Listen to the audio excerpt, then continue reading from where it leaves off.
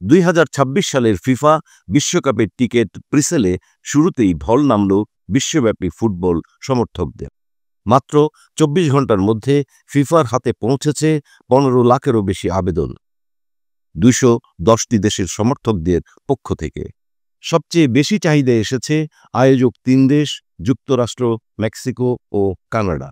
এরপর রয়েছে Argentina, Colombia, Brazil, England, Spain, Portugal ও জার্মানির সমর্থকরা।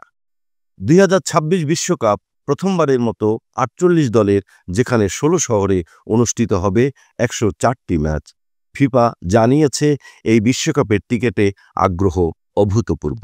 টিকিট প্রিসেল ড্র চলবে 19 সেপ্টেম্বর পর্যন্ত। তবে আগে আবেদন করলেই বেশি সুযোগ পাওয়া যাবে না। লটারির মাধ্যমে বিজয়ীদের ইমেইলে জানানো হবে 29 সেপ্টেম্বর থেকে। এরপর নির্ধারিত সময় অনুযায়ী টিকিট কেনার সুযোগ পাবেন। টিকিটের দাম শুরু হবে $60 থেকে।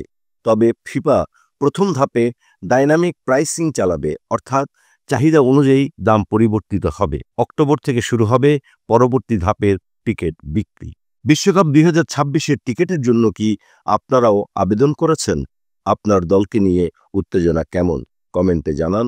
ভিডিওটি ভালো লাগলে লাইক, শেয়ার ও সাবস্ক্রাইব করতে ভুলবেন না।